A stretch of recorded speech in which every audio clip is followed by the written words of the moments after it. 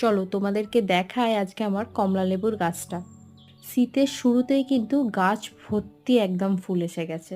এই ফুলগুলো সব গাছের মধ্যে কিভাবে ধরে রাখতে হবে, কিভাবে ফল আসবে, এই ভিডিওতে আজকে সব বলবো, তোমরা শেষ পর্যন্ত দেখতে থাকো। গাছের ফুল ধরে রাখার জন্য 15 দিন ছাড়া একবার করে ম্যাগনেসিয়াম সালফেট দেবে। গাছের পাতাও সবুজ থাকবে আর ফুলও কিন্তু ঝরবে না। 15 দিন ছাড়া ছাড়া সর্ষের খোল ভিজানো জল একদম পাতলা তরল করে গাছের গোড়ায় একবার দেওয়ার চেষ্টা করবে। আর গাছের মাটি গোড়ায় করে একটু ভার্মি কম্পোস্ট আর গোবর সার দিয়ে দেবে উপর থেকে।